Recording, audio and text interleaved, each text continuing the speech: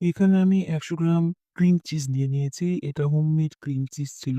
আগামীতে এর ভিডিও আমি শেয়ার করব ইনশাআল্লাহ। এই ১০০ গ্রাম ক্রিম চিজের সাথে আমি ১ কাপ পরিমাণে হুইপড ক্রিম নেব। বরফ ঠান্ডা হুইপড ক্রিম। যাতে হুইপড ক্রিমটা একদম নরম না হয়, হালকা চাকা বরফ থাকে।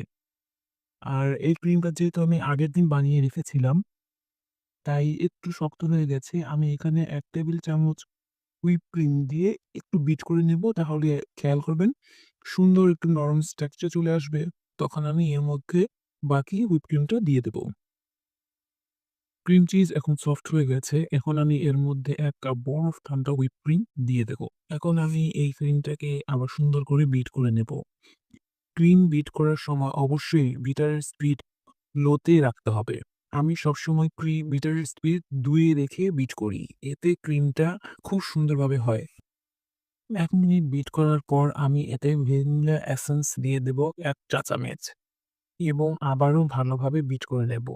১-২ মিনিট বিট করার পর অবশ্যই মাঝে, মাঝে বিটারটা অফ করে সাইডের যে ক্রিমগুলো আছে সেটাকে মাঝে এনে দিতে হবে।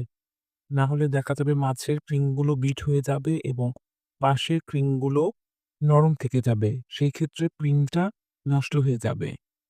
তখন ক্রিম দিয়ে কাজ করার সময় ক্রিমে আর স্টিফনেস থাকবে না, বারবার গলে যাবে এবং বিটারটাও একটু রেস্ট পাবে। এতে বিটার দীর্ঘস্থায়ী হবে।